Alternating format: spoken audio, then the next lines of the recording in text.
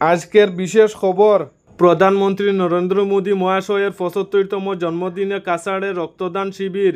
শিলচরসহ কাছাড় জেলার বিভিন্ন এলাকায় প্রধানমন্ত্রী নরেন্দ্র মোদী মহাশয়ের ৭৫তম জন্মদিন উপলক্ষে একাধিক রক্তদান শিবির আয়োজন করা হয়। স্থানীয় প্রশাসনের উদ্যোগে এবং বিভিন্ন সমাজসেবী সংগঠনের সহযোগিতায় দিনভর রক্তদাতাদের ভিড় লক্ষ্য করা যায়। কাছাড়ের জেলা আয়ুক্ত মৃদুল যাদব ও স্বাস্থ্য বিভাগের যুগ্ম পরিচালক ডক্টর শিবানন্দ রায় সহ আরও বহু প্রশাসনিক কর্মকর্তা উপস্থিত থেকে এই সেবামূলক কর্মসূচির সূচনা করেন। উপস্থিত বক্তারা জানান, প্রধানমন্ত্রীর জন্মদিনকে সত্যিকার অর্থে সেবা দিবস হিসাবে পালনের মাধ্যমে সাধারণ মানুষের উপকারে আসা আমাদের সবার দায়িত্ব। এদিন রক্তদানের পাশাপাশি সচেতনতা প্রচার, বৃক্ষরোপণ এবং বিভিন্ন সামাজিক সেবামূলক কার্যক্রমও অনুষ্ঠিত হয়।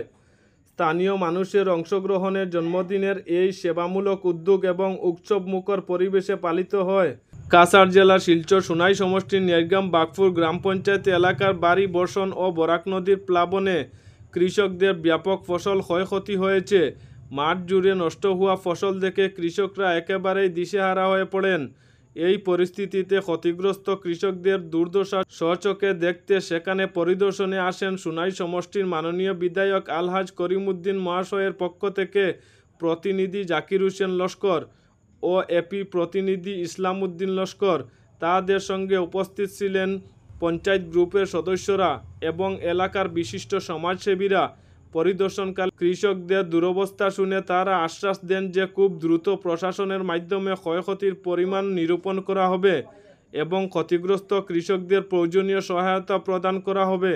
চোখের সামনে ডুবে নষ্ট হয়ে যাচ্ছে কৃষকদের বহু মাসের পরিশ্রমে লাগানো ধান ও অন্যান্য ফসল।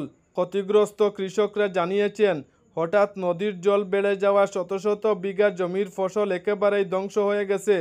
এতে তাদের জীবিকা অনিশ্চিত হয়ে পড়েছে এবং আর্থিক অবস্থায় ভীষণভাবে দুর্বল হয়ে গেছেন।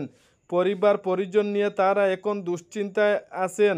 গ্রামবাসী ও ক্ষতিগ্রস্ত কৃষকরা প্রশাসনের দৃষ্টি আকর্ষণ করে দাবি করেছেন অবিলম্বে কৃষি বিভাগ ও জেলা প্রশাসন ক্ষতিগ্রস্ত মাঠগুলো পরিদর্শন করে উপযুক্ত ক্ষতিপূরণ ও সরকারি সহায়তা করা হোক।